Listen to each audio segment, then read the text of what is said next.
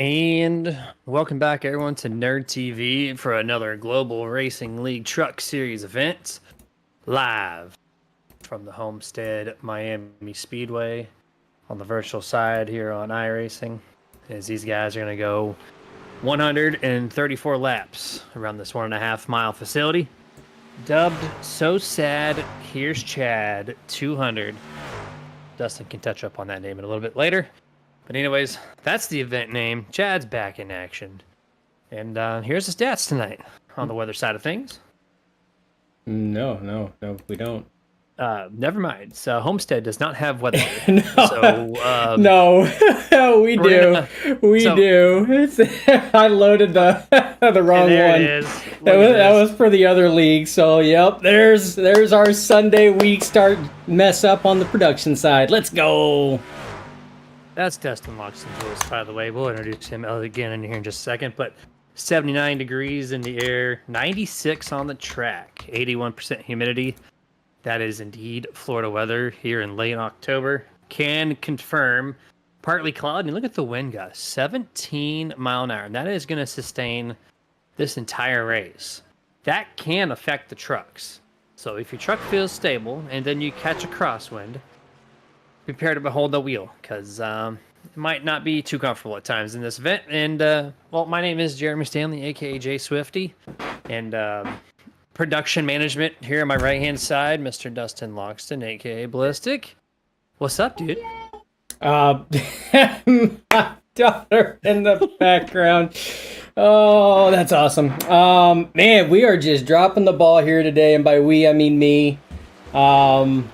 Yeah, it's here at Homestead, my man. Obviously, you can tell jacked up on the initial start there was showing RSR and my daughter coming through. So it's Homestead. It's a fun track, progressive banking.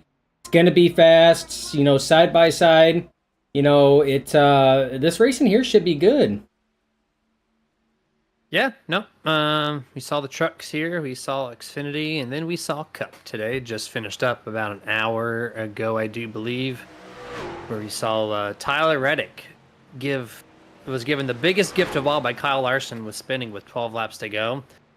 Tyler Reddick just got fresh tires, and so when they stacked him back up, Tyler drove through the field and won the race on the last lap. So you probably just caught that about an hour ago, which that was kind of cool to see, except for me, because if you're Kyle Larson, you choke at Homestead. You hit the tire or the water barrels there on the entrance of pit road last year, and then you spin late in the going, battling for second place. So that's kind of cool. But needless to say, this is not NASCAR. This is NASCAR style trucks, but we're at the Global Racing League. Smaller field, Dustin. Look at the number on the pylon here. We got 14 drivers. This is the third to final race in the playoffs, or in the entire season for that matter. 14 drivers. I thought Homestead was a popular track, but tonight, I don't know what's going on, man. Yeah, tonight it's just, and the thing is this is typical of a lot of leagues. I mean, we have seen this time and time again, that when leagues start going to their championship playoffs, they find themselves, the numbers start diminishing, and a lot of the drivers that don't show up are the drivers that didn't make the playoffs because they find themselves, well, I'm not in the playoffs, I don't got any reason to go. It's not like the real Cup guys where they got real sponsorships, or they get a paycheck from the team, so they still want to show up each and every week. These guys here, they don't have an obligation. If they don't make the playoffs, they're just kind of, well, I don't have to, I'll go race somewhere else. And that has been reminiscent since, Jeremy, we started racing years ago in NR2K3, NASCAR Racing 2003 season. We still seen the same thing. End of the season, typically seeing a smaller, participant count for that reason, and until leagues figure out a way to really drive those non-playoff drivers to show up so that there's a reason for it, they're going to have a hard time. Yeah, no, that's actually very true. It's a good point there, and it sucks because this is Homestead. This track can produce some amazing racing, but needless to say, these guys are going to do it regardless. They're going to be a hell of a show to watch. 134 laps. I don't care if there was only 7 of them on the track. It would be a fun time regardless. And here we go. Qualifying is up live. That means we're going to turn off our cameras, go full screen for qualifying, and to start this thing off here. P1 in practice. I don't know how many times you have to say it, Dustin. Surprise pick number 65, Chad McGinley, with the fastest time, 32.388. Which the only driver to hit the .3. Yeah, which we never touched base on the track or the race name for tonight. So last week at Iowa was the So Sad No Chad 200. That was the one race Chad McGinley was not going to be able to catch. So it pretty much allowed, any number of different scenarios of things to happen that didn't include Chad McGinley winning the race. Again, Chad McGinley, driver that's in double digits for race wins this season. So it was fitting that the very next week, being tonight, he made his return. So now with the So Sad, here's Chad 200, because now they got to compete with Chad McGinley for that top spot where they didn't have to worry about that last week. So it's kind of a playoff last week's race title name. That makes sense. I was not here last week. You guys heard Matt Keachel's voice. So, I did not know that last week was so sad, no Chad. That makes way more sense now. I mean, I got Holmesy on the YouTube side saying I'm away from home from a retirement party. Good luck, Grim Reaper. Get it done. Well, congrats to that, Holmesy. Congrats on retirement. Hopefully, you don't go stir crazy and go finding a job 6 months later. Hopefully, you got a hobby lined up for you. That's quite popular amongst brand new retirees. But Chad McGinley off the final corner in his first qualifying lap, anyways. 35.038 complete warm up. So he's electing to take the top, Dustin. It's been 50-50 on the drivers that go top to bottom for their fast time. And the fastest guy in practice is taking the top lane here. Yeah, and I mean, it's progressive banking. You can be fast up top, you can be fast down low. You've seen 1 and 2. He took it there on a much higher approach on that top line to really maximize that speed, but took it low in 3 and 4. The reason for that was to make that turn 4 exit much easier. If you take it on that high line, a lot of times coming off a turn 4, this truck will have a tendency to get loose. You can scrub speed. So a lot of times you'll see that change where they'll go from top to bottom, from 1 and 2 to 3 and 4. So again, excellent qualifying effort. 30.57 right now is the pole time, and it is not the 65. It is the 22 of J.J. McCoy right now, ahead of his Grim Reaper Motorsport teammate Chad McGinley at a 32.66. Yeah, we got 10 times posted out of the 14 entries right now. The only driver in the 0.5 bracket, yeah, is the McCoy, which... So this is kind of weird. You can tell draft plays a factor here for the most part, right? JJ McCoy, his practice was a 32.53. His qualifying was a 0.57. So right on par, right? Chad McGinley is off 3/10. He went from a 0.388 to a 0.664. So you can tell in practice he had some assistance getting that time. As Brody Marinko, non-playoff driver, sneaks it in P2 with a 6:31 for his second lap. That was a pretty solid number there. Still a 10th off his practice time. And I think also, too, part of it is draft. But the other part is the track actually went up a couple degrees on the surface in this qualifying session. So that will entail slow some things down, too. Yeah, and we have the weather there presented by Dusty Pete's. But look at these qualifying times, though. So besides McCoy and the 0.5s, you have Marinko and McGinley in the 0.6s at a 0.63, 0.66. And then look at 4th place through 7th, 0.73, 0.75, 0.76, 0.78. Literally 1 to 2 hundredths of a second difference in between some of these times. And then 8th and 9th are tied at a 0.88. That had to go to at least the third decimal point there to figure out who was going to take that 7th or 8th spot. Yep, pretty close times, and that's why I said it doesn't matter if there's 7 drivers here, 14. These guys will put on a great show, regardless. And with close times, that kind of backs that up and confirms it. Now the game here is the long run. This track, it's a fast track, but you're just dropping down to about 140 in the center of the corner, maybe 130, depending on how tight you got the thing set up. And so there's a lot of tire wear that's endured because you got high banks, but you got a sharp apex. It's not a completely symmetrical corner. Apex is a little sharper than entrance and exit, and so endures a lot of excess tire wear. And so you really have to play the tire management game to be one of the contenders to pick up the checkered flag here this evening. And Dustin, it looks like qualifying is officially over. They have kicked it over race time.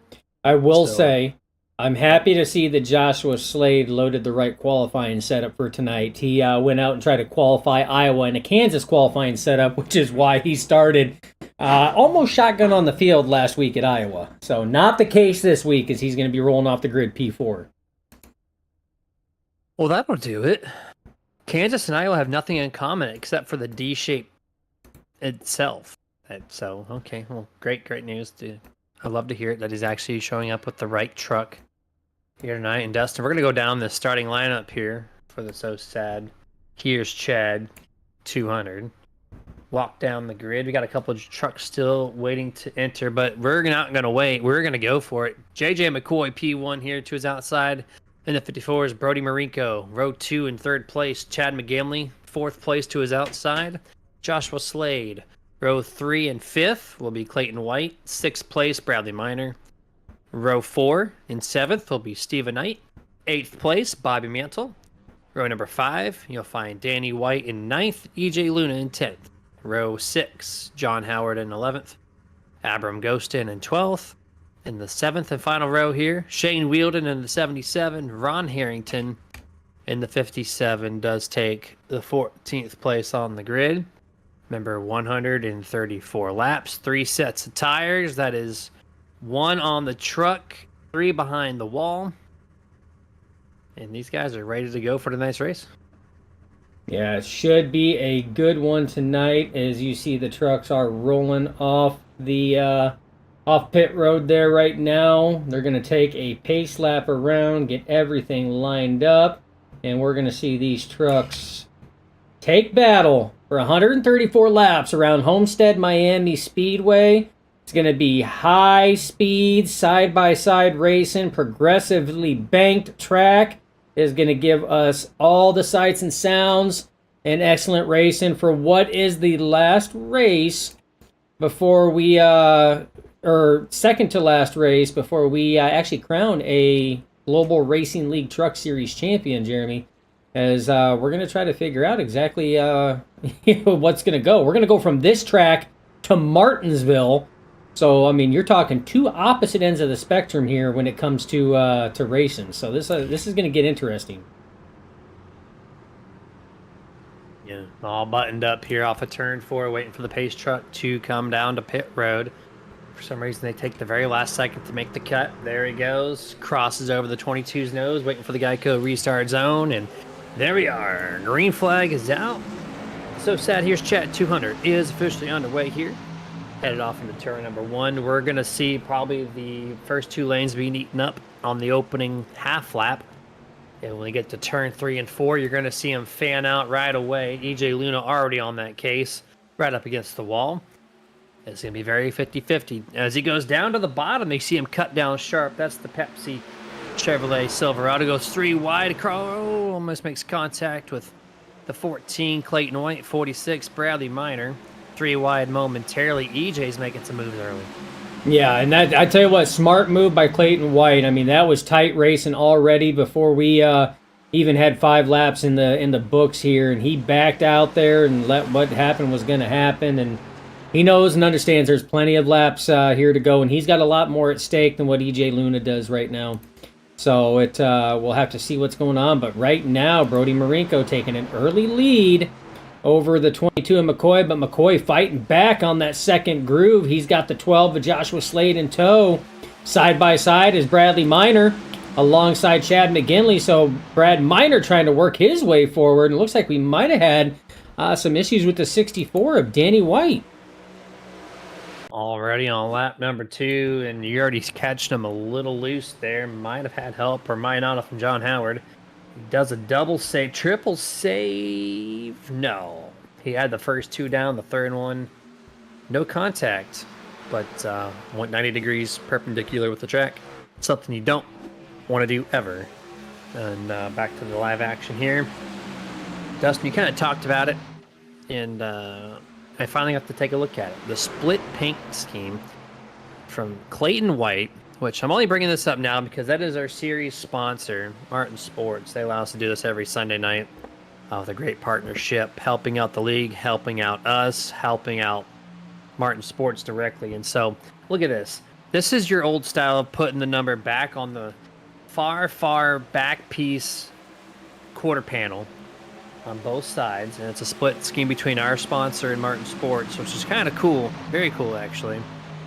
I haven't seen this setup since your truck. Is this something that you inspired with Clayton White here, or is it something he came up on his own? Not that I'm aware of. It's something that I think he came up with on his own. Yeah, we haven't. I mean, there was a time, it was a last year where we ran numbers on the quarter panels, very reminiscent of the old style short track, dirt track number placement that drivers would do. But we ended up going back to the more traditional number placements on cars, and hadn't seen that since. So it's kind of a cool little feature and throwback to kind of how we used to do it too. And like I said, I mean, it's an awesome design concept, and I love giving the sponsors that whole door panel like that, especially Martin Sports, a series sponsor that's supported Global, for the number of seasons now. So it's always good. But we got a battle right now for the lead. Joshua Slade on the outside, EJ Luna on the inside. Luna trying to take the lead for the first time tonight. Will complete the pass. But will we have a crossover? Looks like the 12 of Slade going to try. Oh, Luna in the wall. Slade on the inside. This is going to be short-lived, and he's not even going to lead that lap. Man, this 24 truck, if it can hang on to it. Remember, he went 3 wide in turn 3. He gained 5 spots on the opening lap from 10th to 5th. And now he is here on lap 6 and 7, battling for the race lead. Little contact to the outside wall. Doesn't look like it's going to affect the 24. And just like that, he's just going to simply drive around Joshua Slade once more. What an impressive setup and driver combination here for the 24 camp as he does finally lead that lap on lap 7. Yeah, finally got that lap led there. My question is, Jeremy, is he started so far in the back. I mean, he is the biggest mover, up 9 spots. He started further back in the top 10. How much damage has he done to his tires getting up to this spot? And then not to mention that wall scrape coming off of turn 4 on the previous lap. We don't know what the tire wear, what the tire temps look like. I know there was a lot of talks in drivers meeting. They were telling drivers that this track is slick, especially with the track temperature and everything else. So just to be aware, like I said, we're only working lap 9 right now. So he worked through that field pretty fast, making some pretty high stakes moves at 3 wide there with Clayton White in the middle and Brad Miner up top. And, to get him here, and just to put it into perspective, so he went 3 wide with Clayton White and Brad Miner. Brad Miner's moved up and only to 5th. He is slowly moving up, but not at the pace that EJ Luna moved up through that field. So we'll just have to take a look and see exactly how that's going to play out, Jeremy, as we start working closer towards pits. Shout out on the YouTube side. It was a couple laps ago. I apologize, but it's not lame saying go Mantle. That's Bobby Mantle on the number 89, and currently resides in 8th place. He started there in 8th. Now he's still 8th. Just kind of really relaxed. And this is a very odd start to this race, Dustin. I usually see in official racing, not league racing, because I have not done a league race here in so long, but in officials, people fan out all over the place on this track from the opening lap to every single lap through the whole race.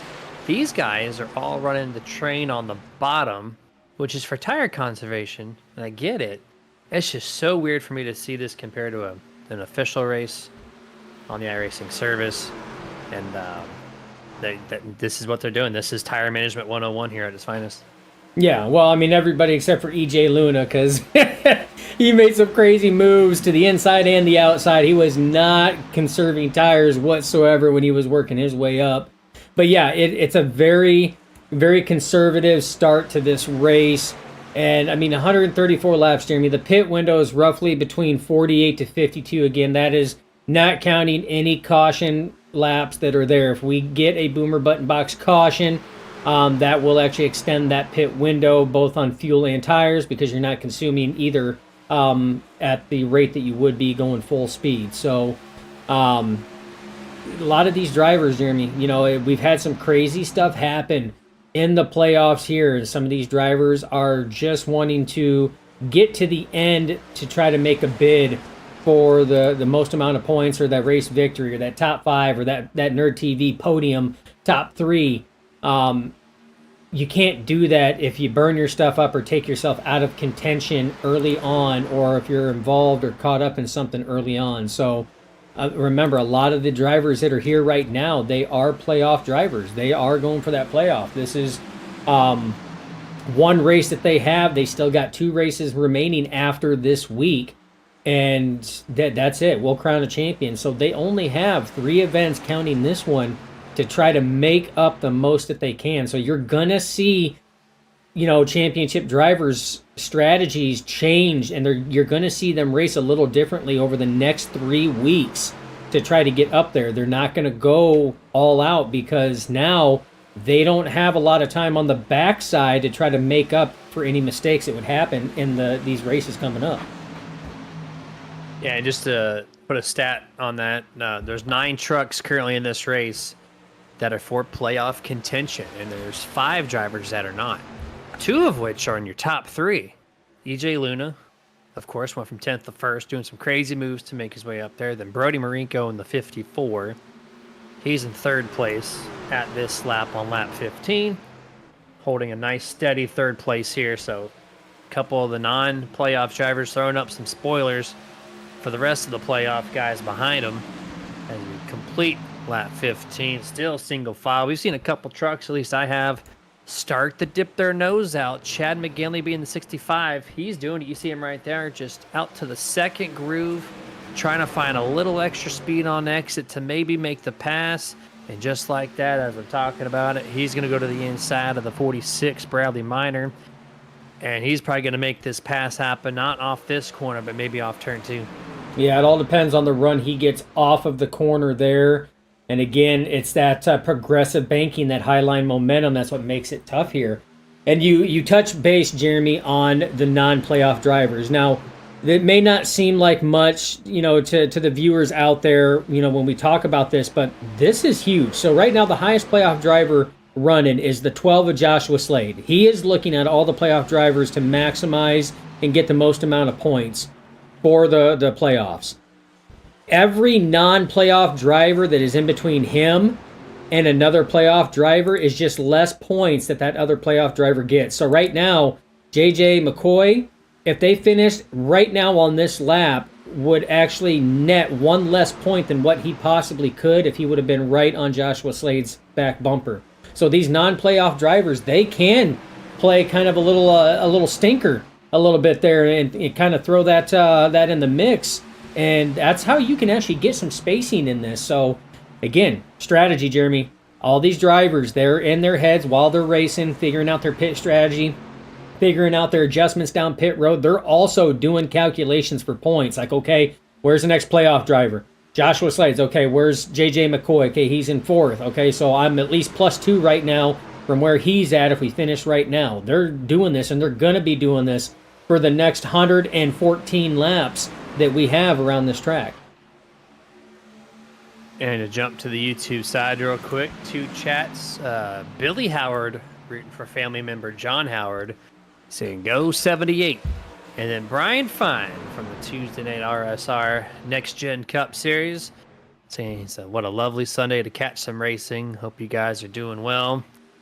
I know I'm doing well. I spent a half my day at SeaWorld, just catching some sun and watching the kiddos do that kind of thing, and then here to call a good race at Homestead. So appreciate you guys jumping in. I see we got 14 live viewers plus me, so if you guys want to jump on in and continue the chats, feel free to do so. We're live on 3 platforms: YouTube, Facebook, and just recently, the past couple weeks, we've loaded up Twitch once more. So 3 platforms simultaneously. Follow, like, and subscribe to all 3 platforms if you wish. We definitely will be back next season. For the Sunday series at Global Racing League. So definitely stick tuned to that. But going back to the front here, Joshua Slade putting a little bit extra pressure on the 24. Dustin EJ might have used those tires up a little too much. The Slade is right there. Yeah, and that's what when he moved up that fast, I mean, EJ he's got the skill, we know he does, but it's not the skill that runs out, it's the equipment. That's what wears down, and he moved up that field pretty fast, and that's kind of what I was thinking. You see, he's staying way up top right now, and he's just leaving that open, and Joshua Slade's going to take that. Brody Marinko's going to put his nose on the inside there. Look at the run on that outside, though, Jeremy, that progressive banking. They get such a run, but doesn't clear Slade. Slade, if he can sit here and stick the inside of the corner here, might be able to try to give him a good race coming off the corner, but it's going to be tough on that high side. They're going to have to, they may have to wait a little longer for those tires to wear out, because even running that high side, he's going to maintain speed. It's going to help with the looseness, because he's not having to really turn it down the track as much. But higher speeds equals higher wear, Jeremy. We've touched base on this numerous times throughout this Global Racing League Truck Series season. I feel like that was a little minor issue there from the 24 AJ Luna. Incorrect line, I would say, to choose that. In turn one, he ran the second groove. He put the fresh air on the nose of the 12. The 12 was able to close in. Even though it's a little more banked on the second groove, it's not as seasoned as well. People love to rip the top here, and they also love to run the bottom. The middle lane is kind of 50-50. It always has been, and probably always will be. And so right there you see a great, this is why I love Homestead, because you can lose a whole truck length plus some, and then make it all back up on the straightaway portion. But see right here, this corner is so difficult in the center, that apex. You see it right there. The 12 just had to give up the apex, does not have the grip to contend with the 24 at the moment. Let's see if he goes back into turn number one in that second groove. You want to run directly in front of the truck for defense. But you see right there, he's going to take the offensive approach and run the top lane. Going to give up that truck length. He's going to get it all back and then some on the straightaway side. The sled gets a little loose, dips right back down, and that is classic Homestead racing here. If you're not going to take the air off the nose, then you're going to run the complete opposite end of the track. Yeah. And like you said, I mean, it's what Luna's doing is a straight, I mean, textbook defensive move here at Homestead Miami. I mean, that's what you're going to do. The bad thing is, like I said, is he has put more strain on his tires, which have clearly already been strained because he couldn't maintain the speed where he had been running because Slade was catching up to him. So right now, it's a battle of attrition. That is what we're watching. It's a battle of attrition. How long can EJ Luna's tires hold up on that high side? You know, how long can the 12 of Joshua Slade be on the offensive and try to attack? Because if he's running harder, that means he's burning his tires and heating his tires up as well. So again, we're watching a true battle of attrition here at Homestead Miami between Joshua Slade, the 12, and EJ Luna in the 24. This little battle here is closed in. The 54, Brody Marinko, 65, Chad McGinley. They're not there yet, but they are slowly crawling their way. 1/10 here, 1/10 there. And by the time we get to around pit stops, we're probably going to see this battle shrink up unless the looseness is kicked in, which I've seen Joshua Slade. He always runs his truck on the edge. So I'm already starting to see the 12 a little bit on edge. The 24 is probably going to really tighten up his truck by running the top. And you can tell he runs high up on the wall in 1 and 2, and then he dips it down with everybody else on the inside lane of 3 and 4. 3 and 4, it's a little more easier to run the bottom because the exit of the corner, turn 4, is much more sweeping than the exit of turn 2, which closes in a little sharper. So you're able to run the inside a little bit faster on this portion of the track. And you're going to watch 24 go back up to the wall.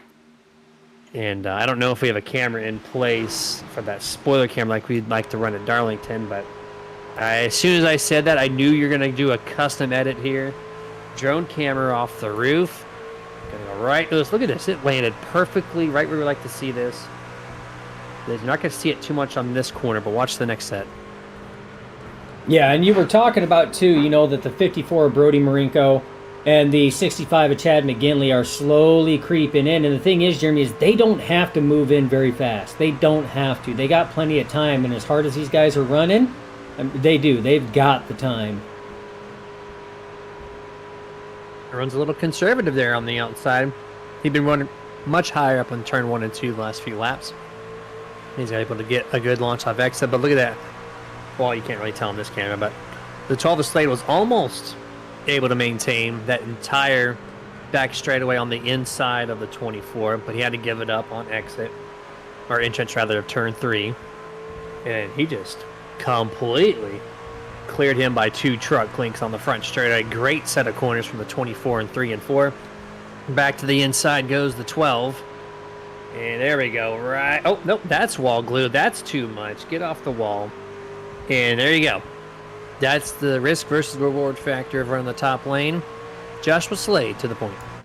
Yeah, and that's, like you said, it's everything that these sim racers do. It's always a risk versus reward. You know, the reward is that you are maintaining speed up on that high lane. You're making yourself much harder to pass because you're getting that high line run. It's a very solid defensive strategy. But the risk is you push it a little too far. And dirt terminology, they call it pushing the cushion. But if you go over that cushion, it's no bueno. Here we don't have a cushion. We have a safer barrier retaining wall. So if you push it a little too far, you're going to get into that wall. And Jeremy, it's what we dub wall glue in the sim racing world. When you get into that wall, it is hard to turn the vehicle off that wall.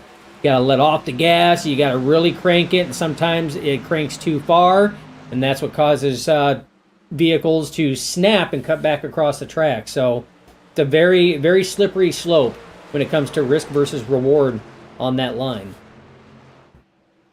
Second part of Brian Fine's comment, it came back about 5 or 6 laps ago, and I never called it out, but he said it sounds like a fine day. It absolutely does. One fine day. One fine day for Mr. Brian Fine. Finally joined the broadcast here on a Sunday. It's been a minute. But here we go, the 65 putting some pressure now on Brody Marico in the 54. As Brody's starting to slow down his pace a little bit, allowing Grim Reaper, not just the 65, but your pole sitter, JJ McCoy in the 22. He's creeped in on his teammate here. Oh, the 54 gets loose on corner exit, opens up the door on the outside. Here comes Chad McGinley and his teammate, JJ McCoy.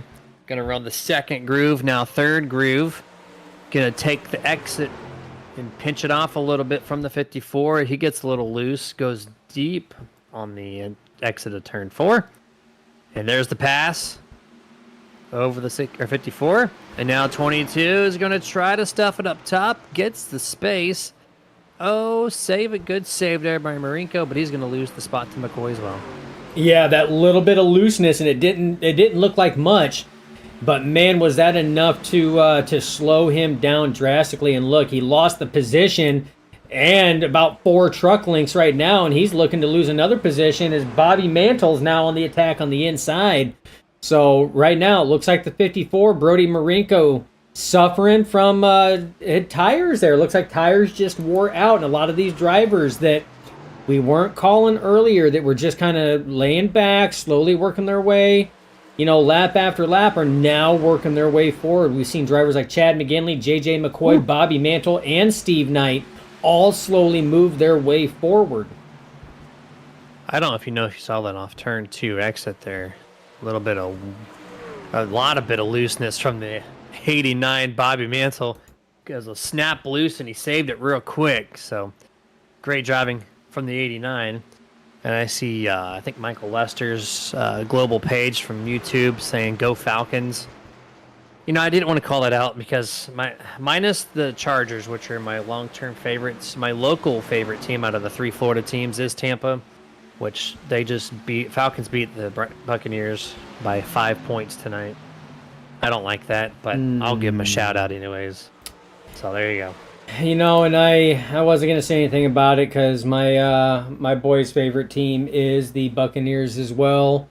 So I wasn't going to say anything. I was rooting for the Buccaneers. But, back to racing action. But, nonetheless, well-deserved. Gridiron battles. But the battles we got going on right now was a 24 VJ Luna and that outside wall. He got into it again, Jeremy, running that high line. And if he keeps doing that very much more, that 65, as you see, he just creeped into the frame shot there of Chad McGinley, is going to be on the attack and will take that position. So right now, EJ Luna starting to slowly fall back. Working lap 39 of 134. And Jeremy, pit stops are not going to start that window for another 10 laps. So EJ Luna, if he's not going to try to short pit this in any way, shape, or form, is going to have to hold on to this for another 10 laps. And he's at risk of losing P2 to Chad McGinley. And he's still net positive. Remember, he went 5 positions plus in 1 lap. And then he got himself to the lead and has only fell back to second, maybe third when this thing's all said and done. So it's still a great, great drive from the 24. And then Michael Lester follows it up and says, well, they beat him twice. So thanks for that. Appreciate you. And 24 is now elected to take the top lane on both sets of corners around the entire track. He's running the wall, which he's able to maintain and even at some parts outdo the 65. So it's actually picked up the tempo, Dustin, since he moved to the top in 3 and 4. Yeah, it has, but like I said, as he gets into the wall again, there's that wall glue that's going to give the position to McGinley, and now he's going to be under attack by the 22 of JJ McCoy. That's that risk versus reward right now, and right now that risk is really biting the 24. You see, he's got to give it up there, but he's trying to maintain. So that tells me right now that his tires are probably on the verge of in a no bueno situation as it sits, and or I mean, as he gets wobbly loose on entry right there, Jeremy. I don't know if you caught that on camera scene, but I mean he's uncomfortable even coming into entry. Yeah, he actually hit the wall into the corner entry, probably because he was a little bit loose and didn't have the control that he needed to be about a foot away from the thing. And he's still able to maintain over the 22. McCoy sees it. He's now going to join with his teammate, Chad McGinley, to go up to that top lane and try to find that little extra speed as Joshua Slade still holds a half a second lead over the 65, coming up to complete lap 42 as we get up closer and closer to approaching the pit window here for the first time of potentially only 2 green flag pit stop. Well, no, 3. It'd be 3 green flag pit stops if they go the distance. And there's the difference. There you see the gains from 22. Gets nose to nose. And then back to corner exit. And it's all deleted. Plus he loses an extra 2 truck links, maybe even 3 before they get to the corner. As they're riding on the roof camera. Oh, he goes slow. EJ Luna takes the inside lane that set of corners through 3 and 4. And look how loose he is coming off of 4. His tires are toast. They're 100% toast. They're just, like you say, he's hanging on, but he's doing such a great job at it. It's not necessarily the looseness in the setup. It's just the lack of grip in the Goodyears. And so that's why he's able to kind of pick up the speed a little bit. But last lap, Chad McGinley gained a 1/10 of a second over your race leader. Yeah, Chad McGinley on the way up right now. As we're watching this battle here, is again the 24 EJ Luna goes low in 3 and 4, but that's going to allow the 22. Look at that close up. 22 is going to poke his nose low, and he's going to get that side draft too. So he's really going to shove that 24 up there, really get that run off. Question is he going to be able to maintain? Oh, are you kidding me? That was so close. So Dustin. close. And what was even crazier is we caught it on the drone cam as well. But look at this battle right now, as he's going to have that run on that inside, Jeremy. He may have enough to do what we like to call here in the racing world a slide job. And he's got the clearance. Got it for days. And there you go. But now the 24's got the run. Will the 24 try the inside? No, he's going to give him a little bit of a bump there. Try to propel him into the corner a little faster than what he would like. But it's not going to work right now. McCoy able to maintain. Now McCoy's going to drive off the corner and off into the sunset. And look at that distance. He's already pulling down that backstretch. There was a driver in the driver's meeting, which I don't attend those too much because of just time frame reasons. But I heard someone say, don't slide job me. So I've not seen it to anyone just yet, but that is definitely a thing to do at Homestead. If you need that little extraness, you just send it to the bottom, slide it back up the track, and usually the truck ends up about mid-corner. So right at the apex, maybe slightly after, you'll slide all the way up to where you need to be. It's just, does the guy on the top predict it? And if he doesn't, it could cause a wreck. If he does, causes the crossover and maybe passes him back before they get to the start-finish line. And so it kind of makes this track even more fun than the standard cookie cutter. As we're completing lap 47 now, Joshua Slade still leading, only 2.5 tenths of a second over Chad McGinley. You're looking at Marico, who's fallen back to 8th. As you had him on the camera. There he is. Remember, he was in that top 3 for the longest time.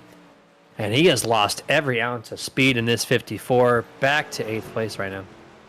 Yeah, and we were looking at Clayton White because Clayton White, 2 laps ago, actually hit pit road to come down. So you're going to see Clayton White. He is going to start ripping through this field because he's got fresh simulated Goodyear sneakers on that number 14 Chevy Silverado right now.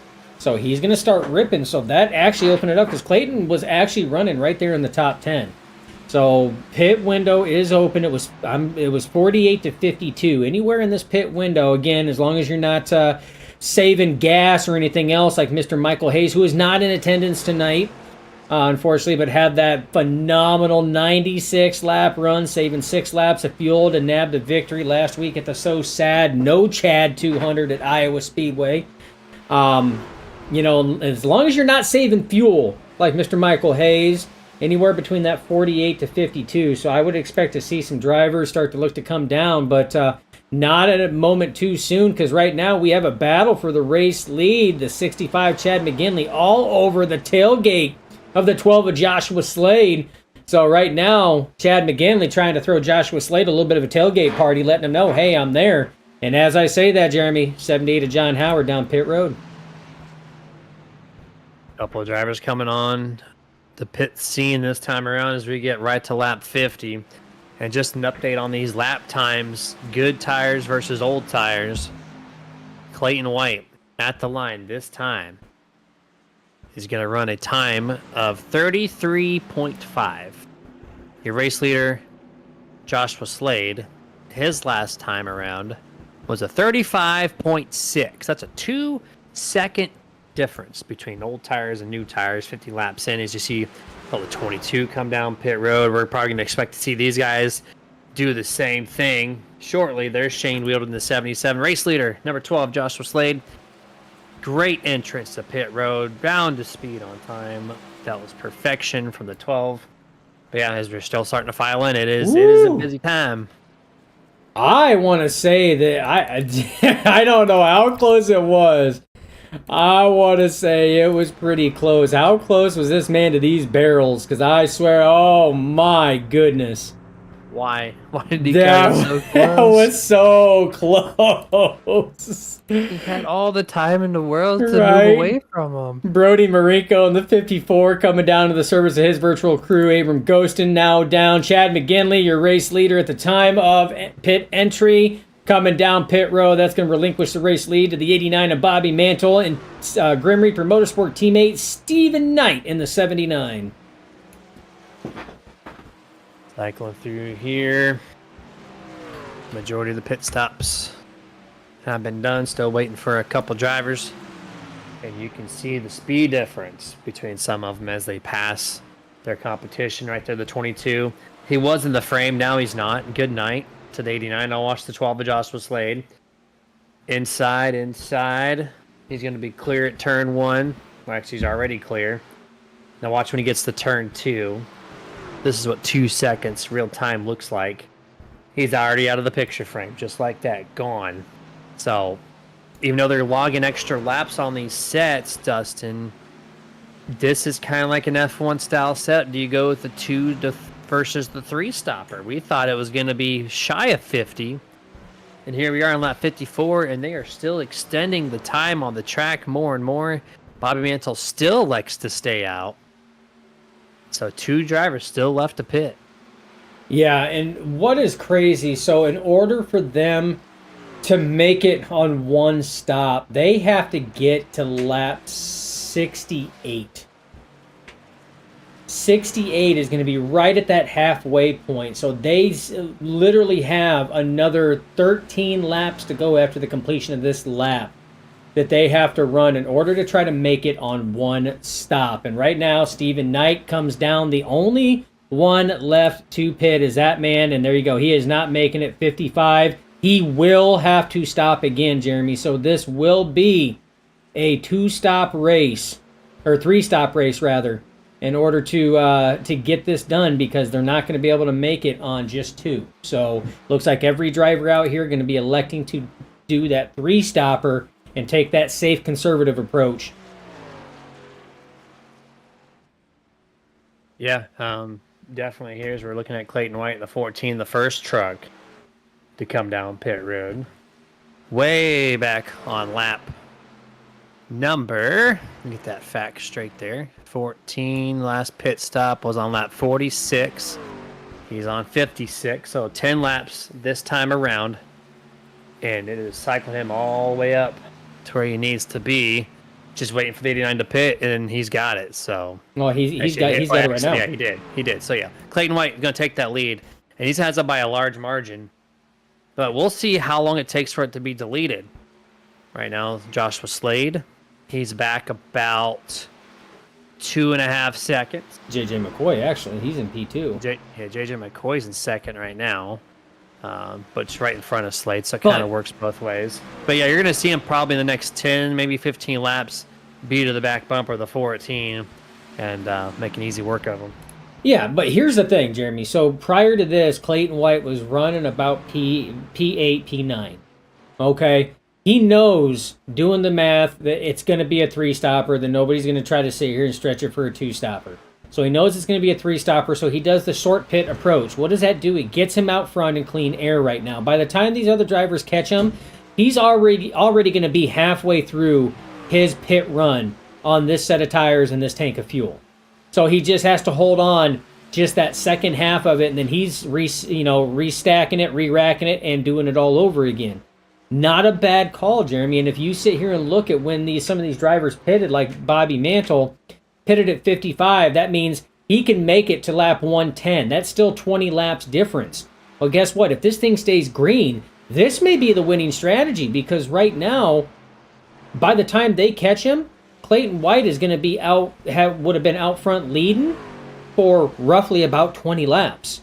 That could put him in good contention for a solid finish based on this strategy. So might not be a bad call if it stays green. I want you to pan over to the 12 and 22's battle right now for second place. These guys, Joshua Slade, is just using up the quarter panel of the 22 to maximize side draft. The last 2 laps, it was probably 1 foot. Oh, as he almost scrapes the door of the 22. That time is JJ, I think, just had enough of it, backed it down, let the 12 go. They were just running so close to one another. I thought for sure one was going to make contact. But JJ's going to take the safe approach, let the 12 temporarily have the spot. So just like that, the 12 is going to have about a 5-truck length advantage. We're going to take it to our first picture-in-picture commercial break. We'll be back here shortly.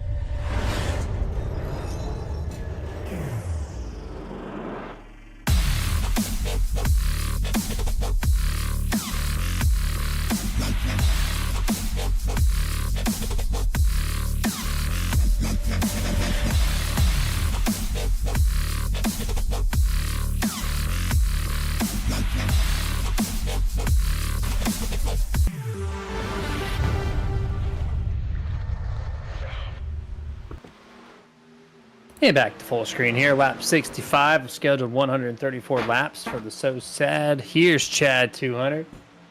Speaking of Chad, P3 right now, the number 65. Less than 1 second off the race leader, Joshua Slade's position on track. As he's got 2 truck links in front of him. He's going to find the 22, and then there's your race leader. So the Nerd TV Top 10 recap starts with the number 12, the race leader, Mr. Slade. He quickly took that spot, and he's going to hold that spot for a while until Grim Reaper decides who's going to be the second person in line to get to his back bumper. Remember, he started 4th, now P1. Excellent job so far. As we continue to see this race get to the end, I would imagine the 12 has all the chance to be in our podium top 3 when this thing's said and done. Second place, JJ McCoy. He's just at a half a second behind the 12, and he's got his teammate Chad McGinley on his back bumper. Entering turn 1 here. This guy started first, quickly lost the lead, but he's been hanging inside the top 5 all night long.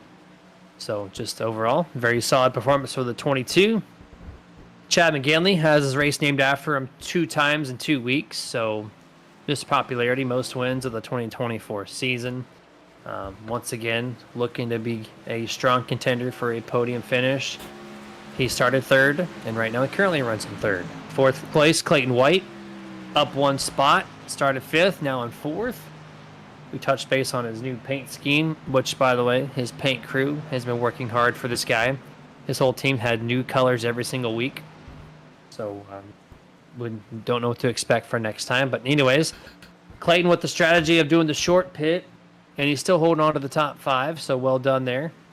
Speaking of top 5, EJ Luna, the most wild performance so far from anybody. 10th to 1st in 5 laps. And then he maintained it throughout pit road, and now he's back to 5th as he's kind of just falling back by himself. And I got sidetracked. The 22 almost wrecked the 12 in turn 1. Apologize there. So we're going to now go to 6th place, Bobby Mantle, who's been running a little bit on the faster side. He ran 8th place for a while, and now he's cracking almost into the top 5 behind the 24. And then 7th place, Steven Knight. 7th place started. Now it's currently still in 7th, so he's doing pretty good.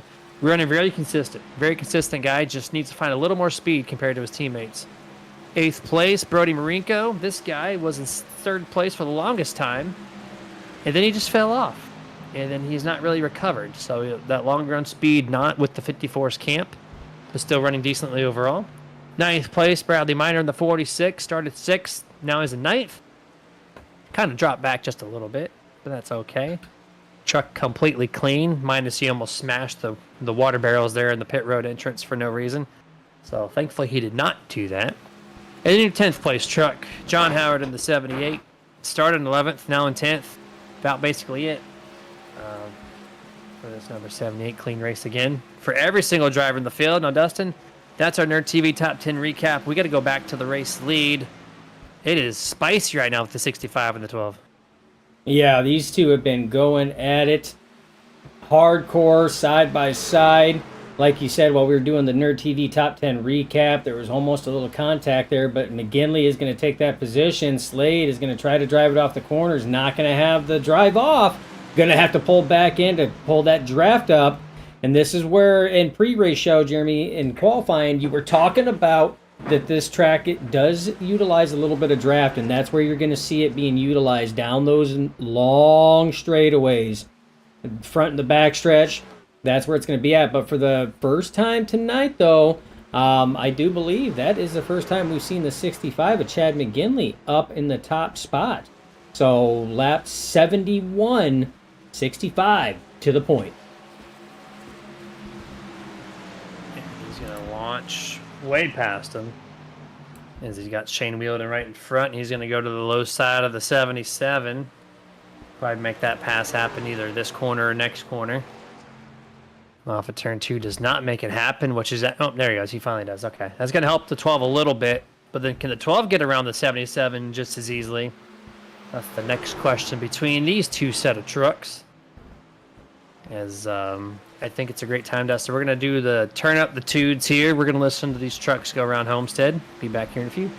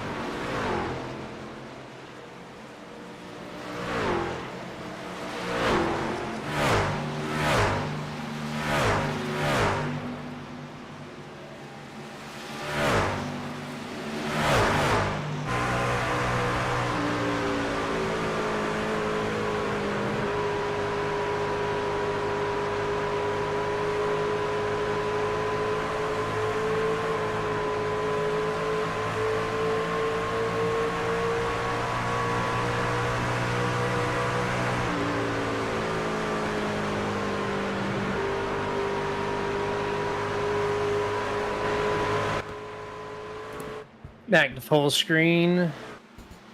As that was turning up the tunes, we got to listen to the trucks and everything around Homestead here on the virtual side on iRacing for the So Sad Here's Chad 200.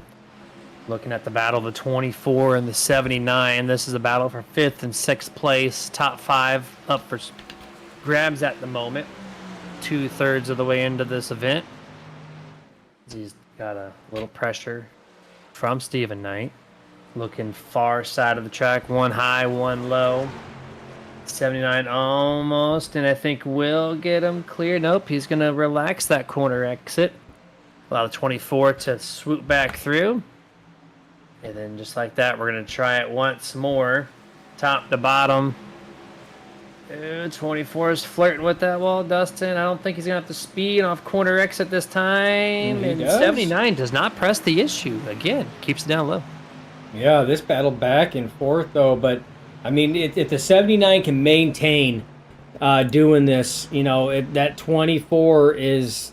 He's not going to be able to maintain up there for long. Because, I mean, he keeps flirting and getting closer and closer. But look at that run. And the 24 clears the 79 this time.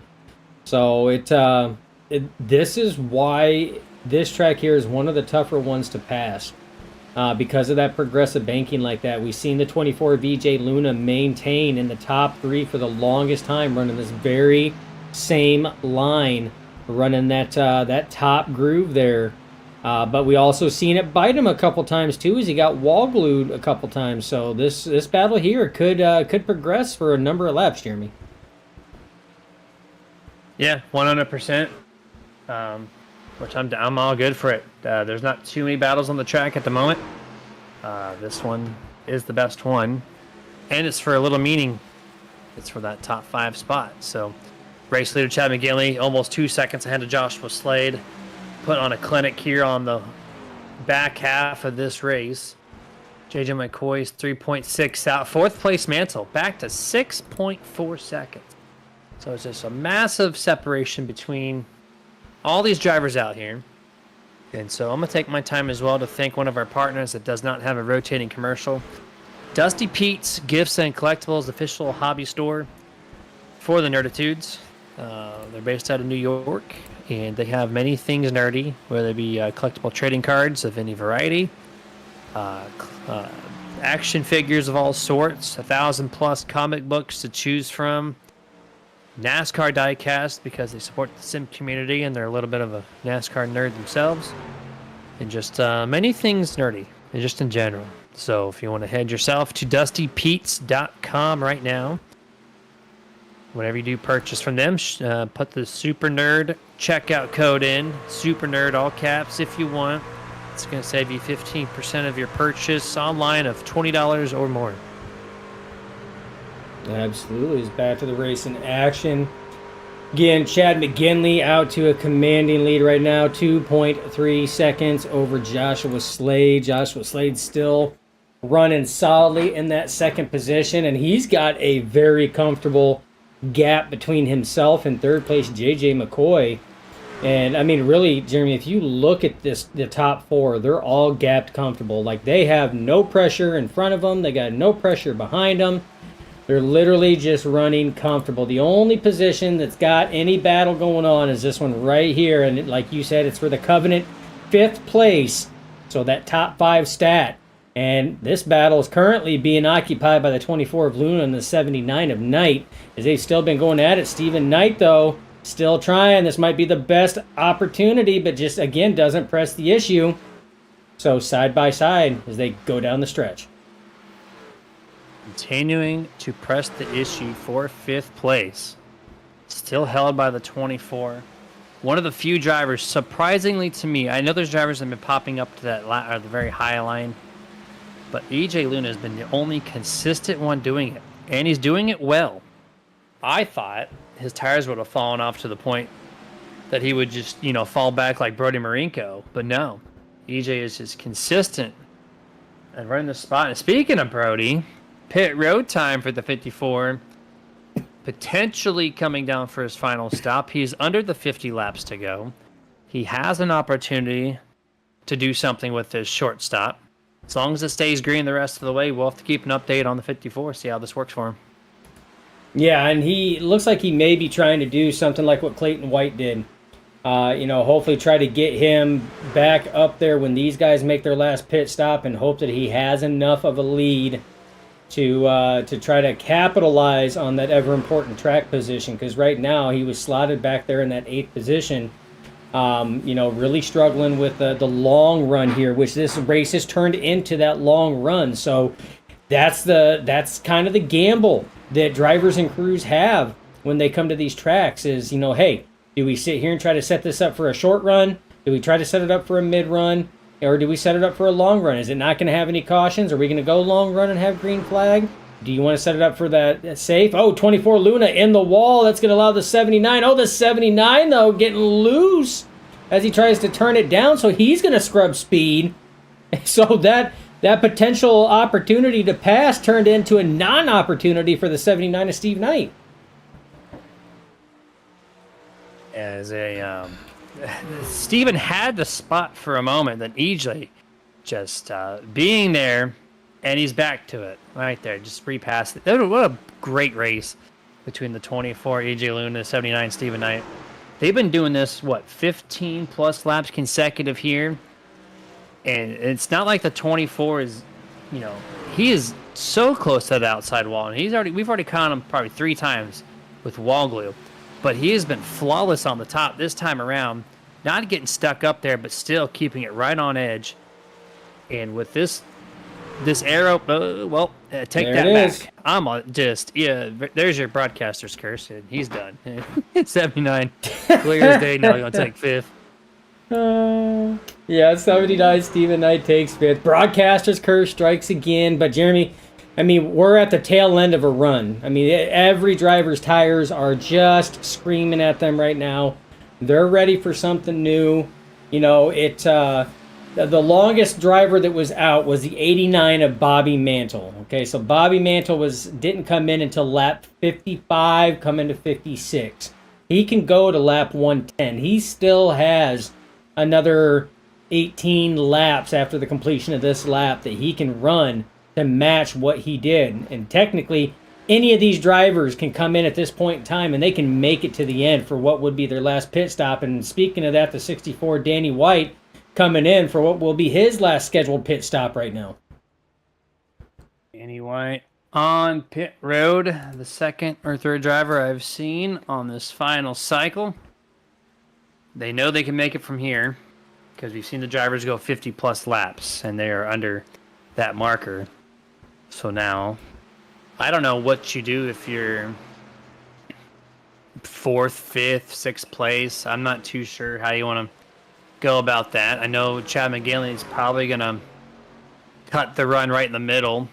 So maybe I don't know, if I'm the 65, maybe I come down at lap 105, maybe 110, 22, 12. They might want to come down probably now. If not within 10 laps. I think that'd be the subtle difference that they need to get to the 65. Yeah, the question is, now, if it goes green the rest of the way, this is the make or break pit stop, Jeremy. On multiple levels. One, you got to come down to try to give yourself enough time to maximize those tires and get the most out of those tires, compared to your competitors. That's first and foremost. So you got to hit that number on the head. 2, you have to control yourself not to overdrive your equipment to try to make up time as fast as possible. You don't want to sit here and pull a Brody Marico or an EJ Luna where they really burnt their stuff up early. You don't want that.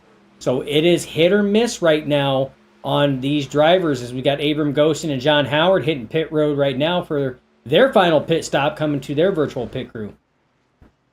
2 drivers down. I think this is number 3 and 4 for the last cycle of these pit road entrances for the So Sad Here's Chad 200.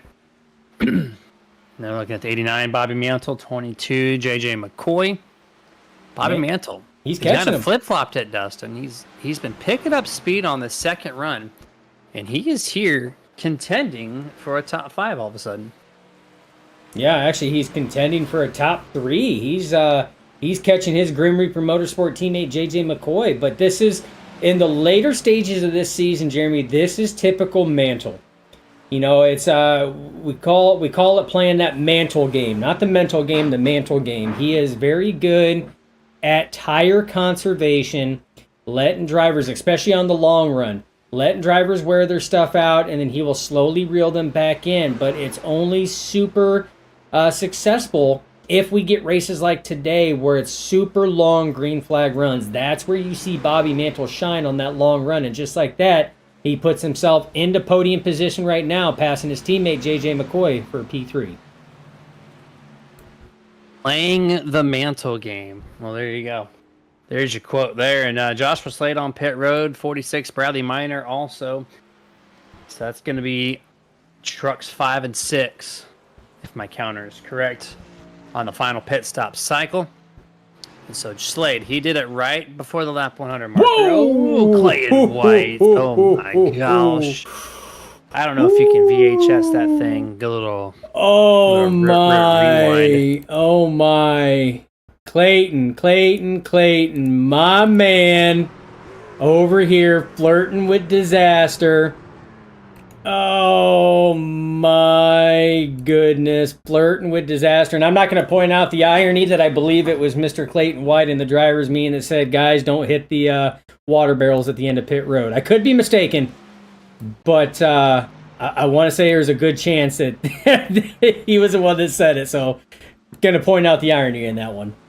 65 on pit road, and I feel like they're just toying with us, Dustin. Like, he aimed for the barrels and even turned the wheel into the last moment. So I think he's just trying to amp himself up a little bit with that one. But 24 backing up. First pit mistake we've seen on camera tonight. Yeah, and that's going to be costly. I mean, you have to slam that thing into reverse and back it up before pit service can start. That's going to cost you seconds on the track, Jeremy. That is detrimental, and that's why in the sim racing world and the real racing world, pit stops can make or break your entire race. You can be having the best race possible, and when you hit pit road and make a mistake, it can just cancel out everything that you have worked up to that point. Yeah, 100% there. And we've seen a lot of drivers on pit road, so now we're just kind of wait for the final. Bobby Mantle gets himself a lap lead. He needs that for any playoff hopes that he might have at Phoenix in 2 weeks from today. The Global Racing League Truck Series. JJ McCoy holding on a strong second place still right behind him. And that's it. 2 trucks left to pit.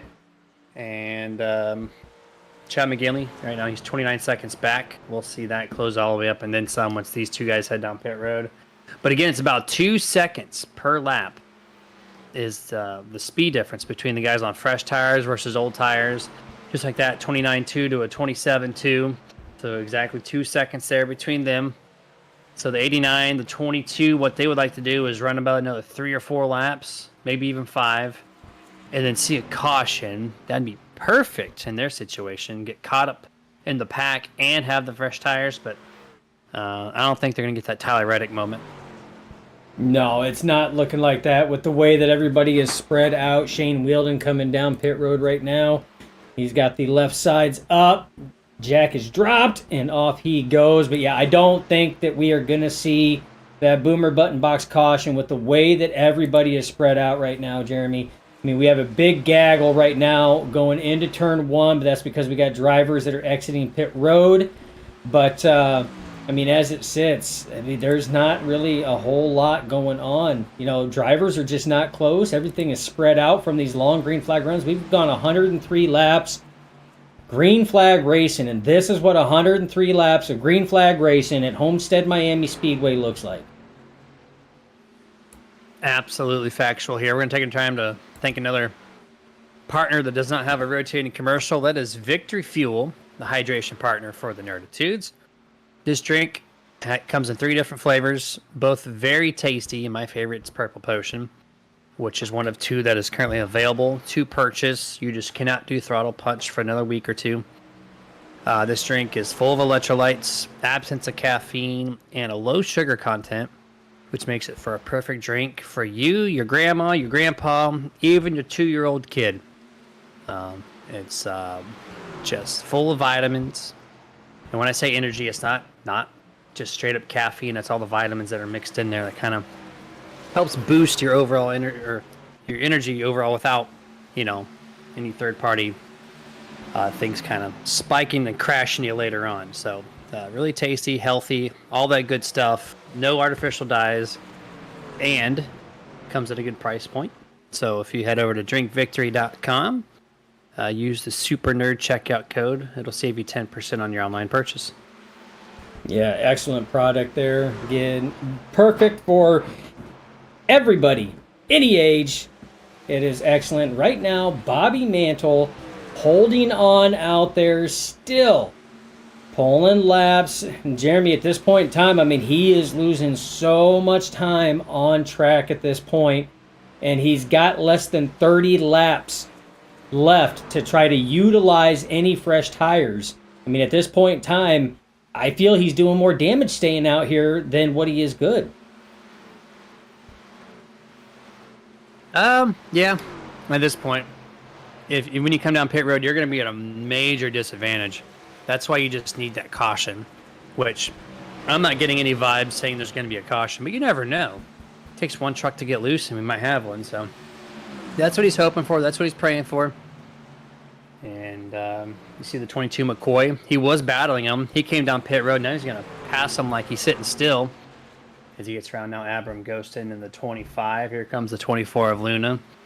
The only driver not to pit, and it's just the speed difference. Look at this. 24 is going to go around him, clear him, and he's going to be out of the picture frame as we jump to the Oakley visor cam for the first time here this evening.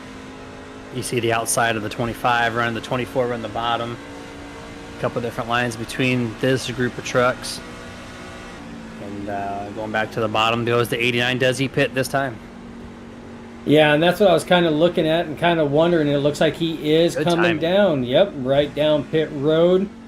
Stays away from those barrels. Thank you, Bobby Mantle. A lot better than a couple of your fellow competitors that kind of made us gasp for air there for a second. Bobby Mantle finally down pit road. That is your last truck to come to green flag pit stops, the last pit stop of his race tonight. Now, where is this going to pit him, and how much time is he going to have, Jeremy, to really use those tires? Well, Chad McGinley's already in turn 2. Now back straight away. So he's going to go 2/3 of a lap down, maybe even 3/4. Gonna be a major difference as he's exiting on, and then so he's gonna be about 2/3 of a lap down to make up. Though he's gonna make up a second a lap, so we'll see what that looks like in 25 laps from now. And Joshua Slade resumes at 3 seconds back, and then there's a huge gap between him and Stephen Knight. 18 seconds is what I got registered. It looks like 13 on the horizontal ticker there. So the 13.4. So the top 2 out of through this entire cycle, Dustin. What a major difference this race has turned out to be. Oh, 100%. And that's what green flag pit stops, does. That's, I will say that for the longest time at certain tracks, I do a lot of restrictor plate racing. And that used to be my biggest Achilles heel, was trying to maximize time on pit road. And I still have where, places I can gain and make those gains. But it's so tough because, even if you are just a little bit conservative on your approach and entry, you can lose so much distance on the racing surface just by showing a little bit of, conservation on your entry. So especially when it's green flag and you don't have those boomer button box cautions to close the field back up, this is when you really see people stretch distances in between their competitors. And you're seeing it. But minus these two guys, there's a couple strong battles. Bradley Minor, Clayton White. You got them on your screen now. There are 2 trucks separated from one another. This is for 4th and 5th place. And then you got, looks like Marinko and Abram Ghostin temporarily had a nice little battle there. 3 truck lengths separated, maybe 4, on the exit of turn 2. There's a couple battles that are still here and there, but the closest one is the 46 and 14, no doubt. I do believe Minor pitted a few laps after Clayton. You can correct me if I'm wrong. Maybe it is wrong, but so I think the advantage goes to the 46. And here comes the 22 McCoy. He's gonna have the big advantage. Yeah, he's gonna have the big advantage over both of these guys because he's got the freshest tires, being JJ McCoy. He's gonna splice them right down the middle. Does he go high? Does he go low? This set of corners. He's going to go high. So he's going to take the advantage on the top with the fresh set and zoom, zoom. This is going to choke up Bradley's corner exit. Can Clayton take this to his advantage? As Clayton actually slides up the corner, has to lift on the throttle, does not get where he needs to be to set himself up on the 46. And he's going to drive it in deep, though. He's going to slide the entrance a lot. Man, that's going to hurt his tires. It's going to heat those things up. He doesn't have a great exit because of that, too. So, the 14 is trying really hard, but missed the corner entrance in turn 1. Yeah, and as that battle heats up, again, to touch base, there's Bobby Mantle. He is slowly reeling in EJ Luna. That is the next truck for position. That is P7. We have 20 laps to go right now. You got EJ Luna's the next truck. That set of 3 going into turn 1. That is McCoy, Minor, and Clayton White. Those are for position as well. That would put Bobby Mantle back in the top 5. He has 20 laps to do it. I think that he can get in the top 5, Jeremy. That's not going to be an issue. But catching Stephen Knight, Joshua Slade, and Chad McGinley, don't know if that's going to be doable without a boomer button box caution at this point. Last time around, Chad McGinley 34.4, Bobby Mantle 33.7. So it's about 6-7 tenths of a second per lap between these two. Advantage to the fresher tires of the 89. So he's got a little bit more time to make up ground. Not enough to where he needs to be where he was. I don't think there's enough time. Agreeing with you, but we'll find out. Kind of cycling through the field. Here's the 79, Stephen Knight. Currently running in 3rd place. JJ McCoy is behind him in 4th. Just under 2 seconds. He's coming. He's tracking. He's definitely got the time. He's got the tires. That is for certain. But good job from Stephen to get himself, well comfortable in the top 5. Oh, absolutely. Good pit calls there. Again, 18 laps to go, but JJ McCoy, like you said, he is tracking. He's got the time, 17 laps. He's got the fresher tires. Behind him, there's Clayton White, who did successfully get around Brad Minor just a lap and a half, 2 laps ago, but that battle's still very close as Brad Minor's still putting on pressure. But back behind them, as you see, Bobby Mantle caught EJ Luna and passed him, moved Mantle up to P7, and next on the docket for targets for that 89 are exactly who we just had. That is going to be the 14 of Clayton White and the 46 of Brad Minor. Yep, back to these two here. Still the closest battle on the track. Well, I take that back. John Howard, Brody Marinko. They're about 1 truck length apart from one another here. Because John is he's lurking, and he's going to slide up the track a little bit here, try to get that advantage on the 3rd lane.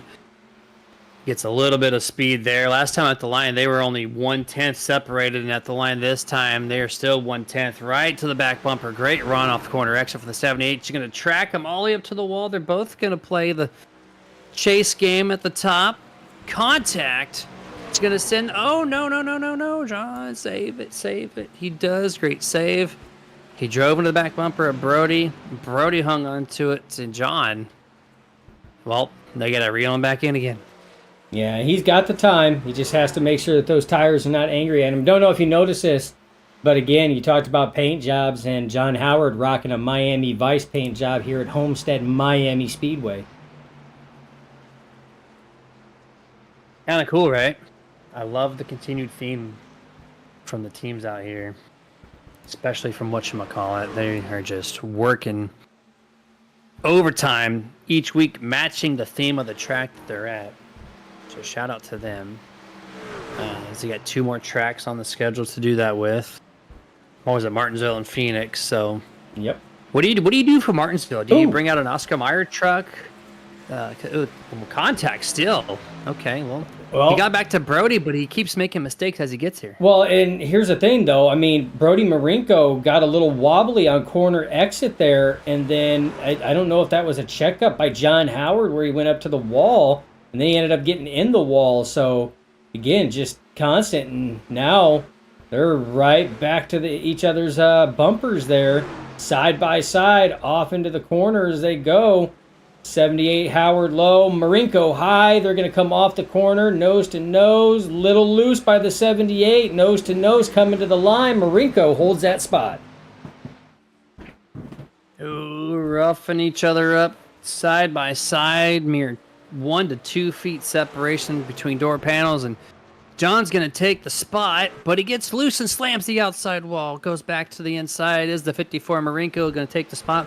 Every single time John puts himself in position, he beats himself and gives it right back to Brody. And he's going to go after it once more, Dustin, as we go back to the 22 and to the Nerd TV replay for, I think, the first time this evening.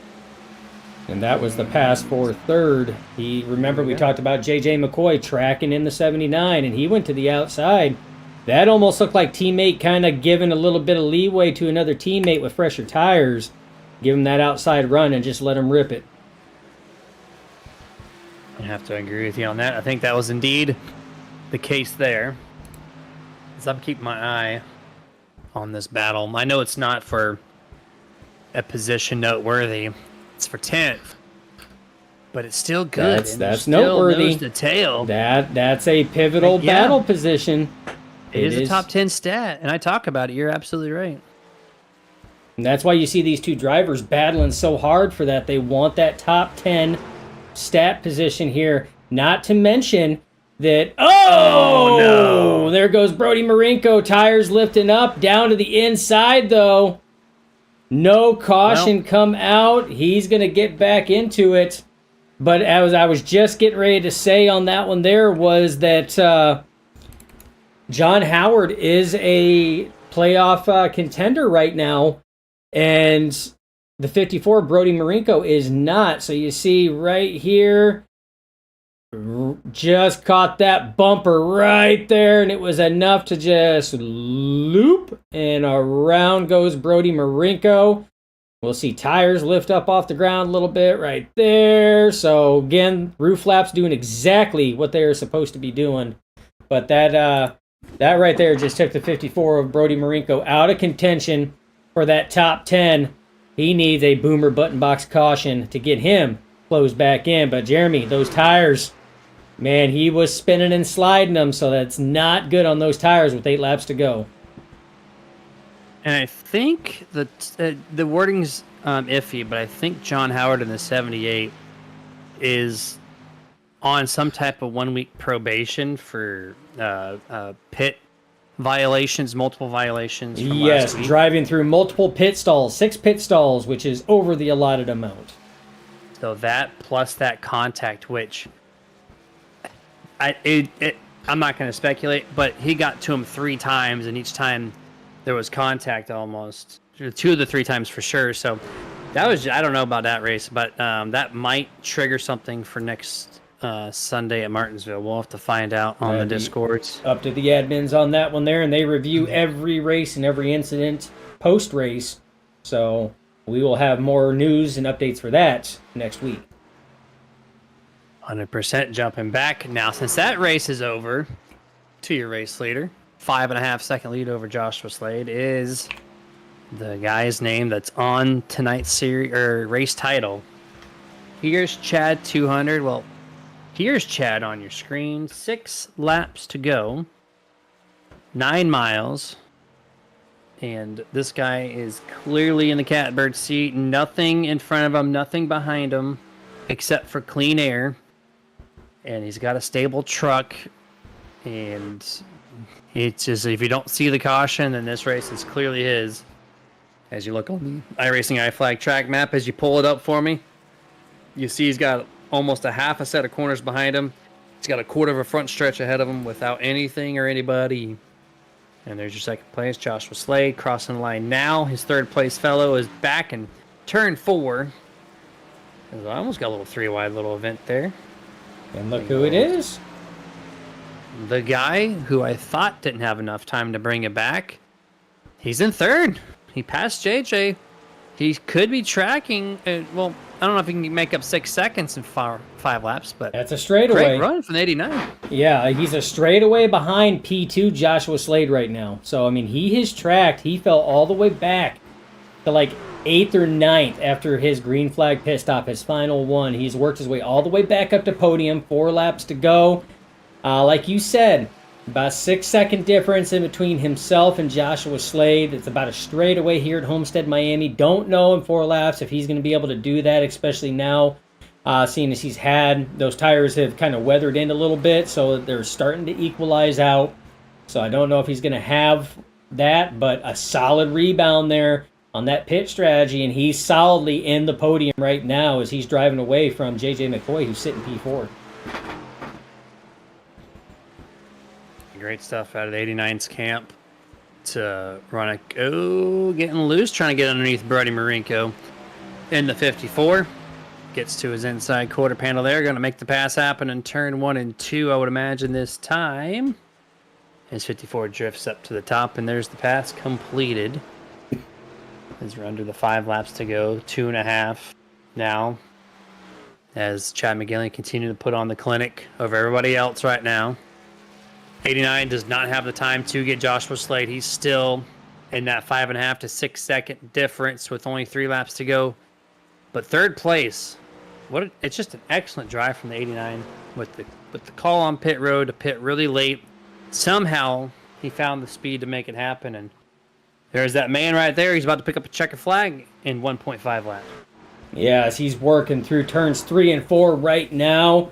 Again, he could take it easy. He doesn't even have to really push it at this point in time. He's got a very comfortable distance between himself and Joshua Slade. Crosses the line for the Elevated Esports Racing. 1 to go. 1 more lap, 1 more circuit around, 4 more turns for the driver of the 65, Chad McGinley, to add another tally to the win column here in the 2024 Global Racing League Truck Series, as he's trying to track to nab in the championship, working through turns 3 and 4 now. As he comes off the corner, nice and clean, smooth sailing, clear skies for the driver of the 65, your race winner, Chad McGinley. Good job there from the 65. And the front half of the race, I did not think he was going to be the guy, but clear as day at the end of the thing. Chad McGinley continues to pick up more and more checkered flags as we close this thing down for the 2024 season. Excellent job from Chad and Grim Reaper in general as they get first and third on the podium. Joshua Slade of 1-to-1 Motorsports gets second place. That is your top 3. Technically, Grim Reaper holds 4 out of the top 5 slots. Just throwing that out there. Giving them the credit they deserve. The man of the people himself, Dustin Logston, calling it out. That's your top 5. Only driver not on the team in second place. With a little spoiler for them. Doing the burnout. Here in the blue paint is McGinley. And this is our time to go to the unofficial results presented by whoever you want to call it out. I'm going to call it out to Victory Fuel because I'm really enjoying the purple drink right now as we speak. Chad McGinley, P1. Joshua Slade, second place. Bobby Mantle, third. That's your top 3. JJ McCoy in 4th. Stephen Knight in 5th. Bradley Miner in 6th. EJ Luna does end up in 7th. Abram Ghost in 8th. John Howard, P9. 10th place, Clayton White. 11th on back. 1 lap down or more. That's Brody Marinko. Danny White, Shane Wheeldon, Ron Harrington. Here's your 14 truck unofficial result finishing order. We're going full screen. We're going to get our top 3 together, and we will be right back.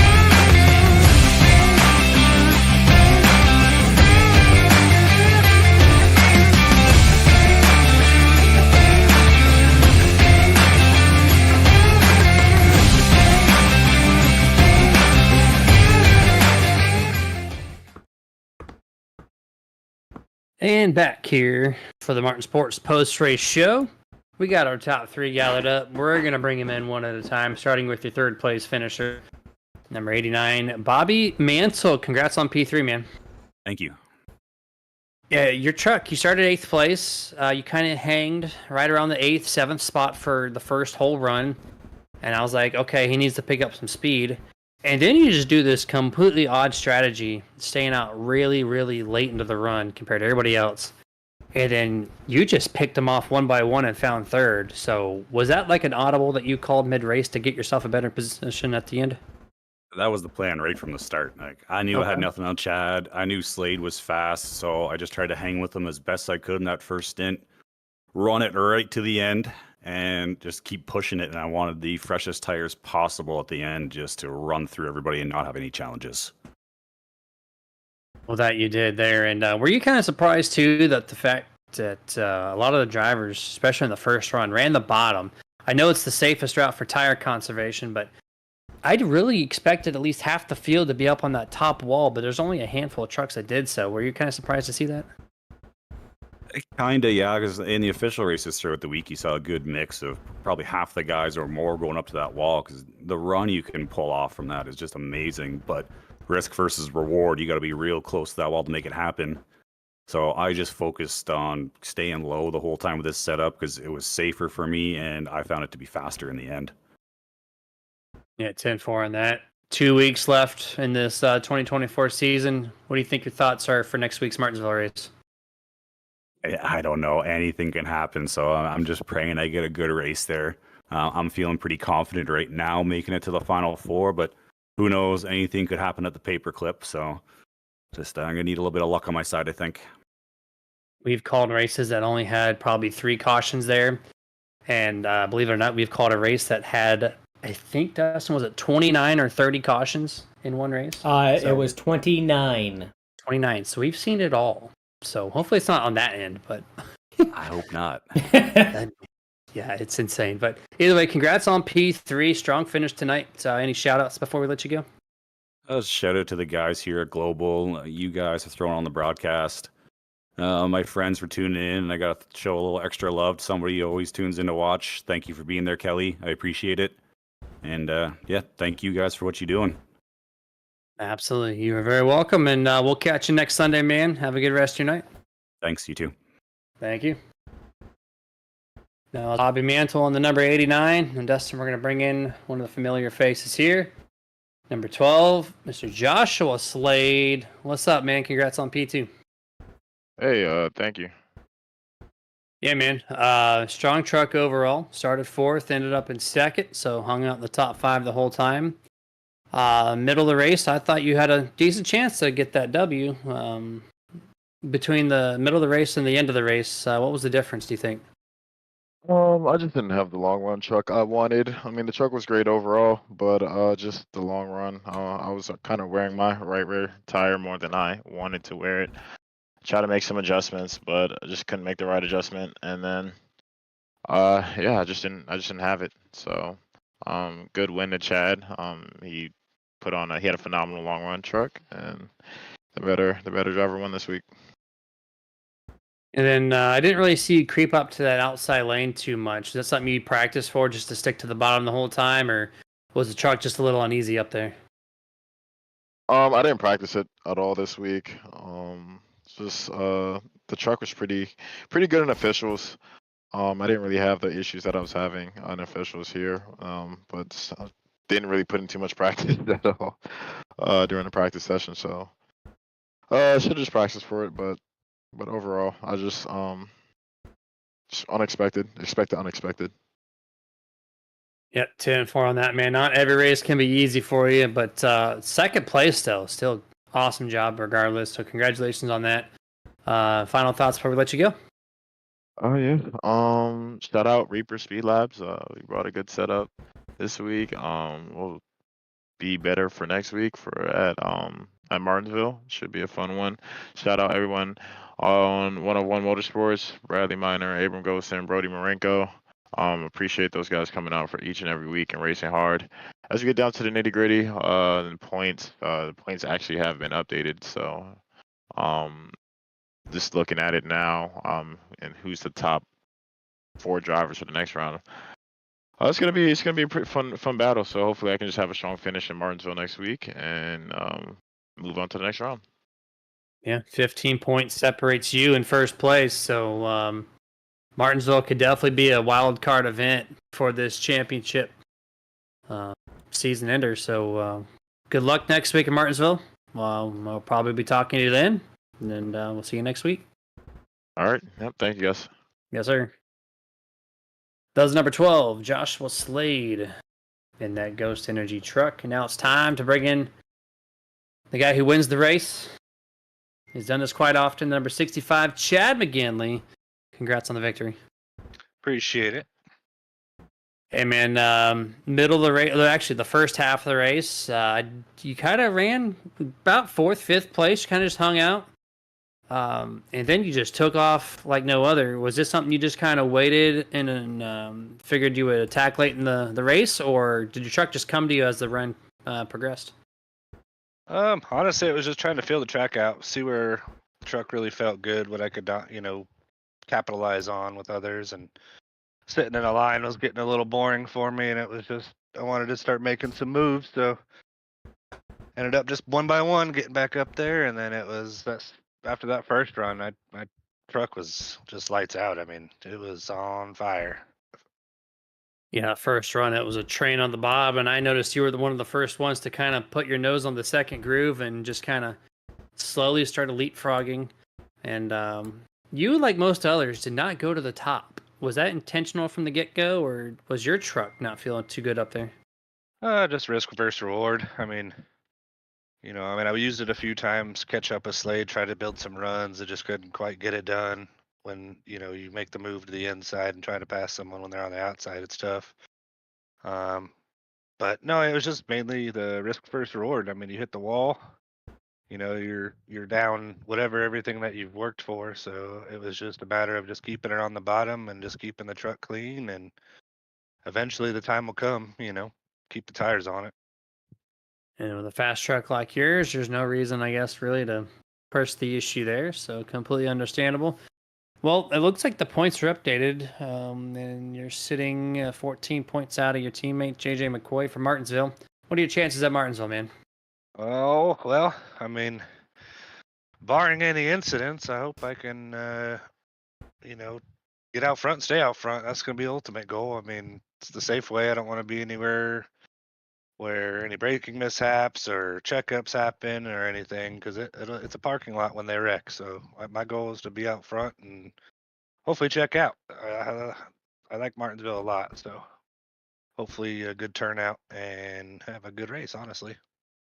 Yeah, that'd be awesome to see, and can't wait for it, man. Congratulations on the win yet again.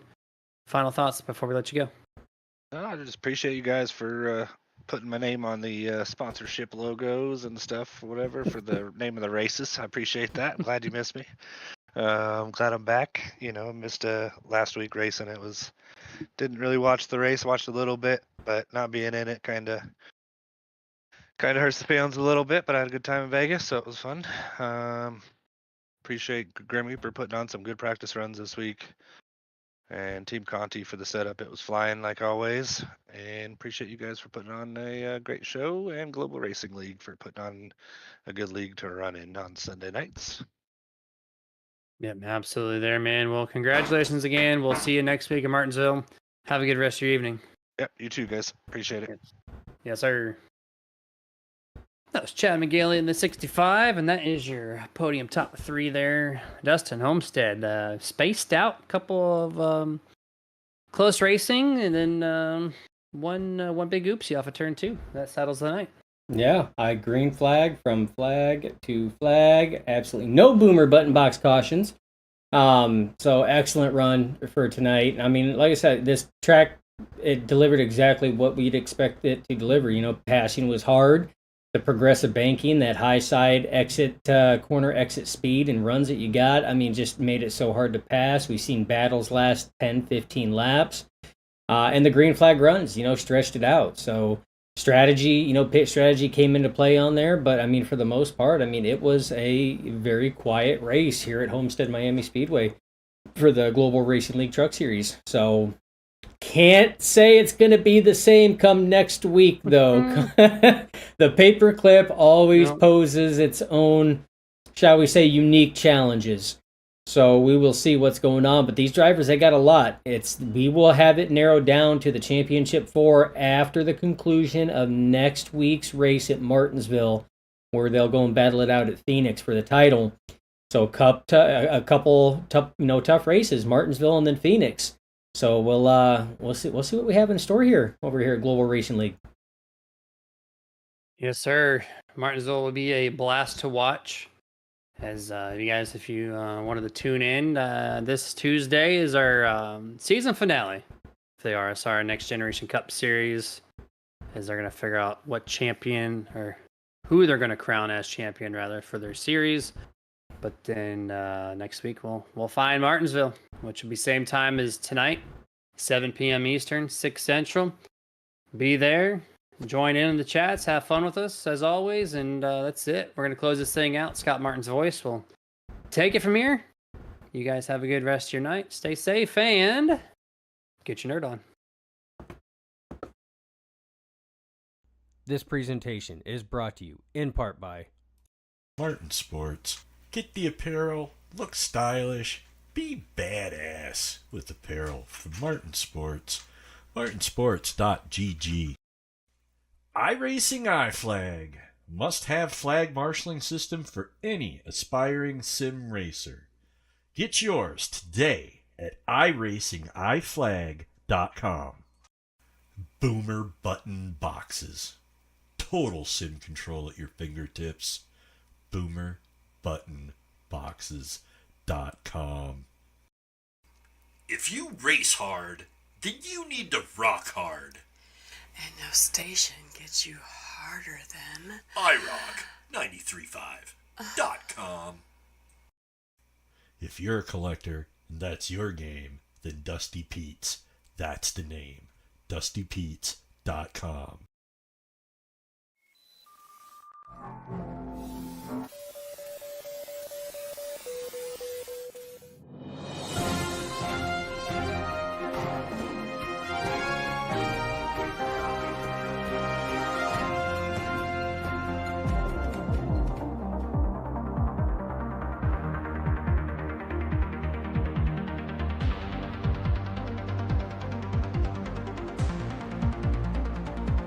Back when nothing truly mattered and we hadn't had a clue, we fell in to play the game. Nothing would ever be the same. There were times when there was laughter, there were times when there was joy, but they took it.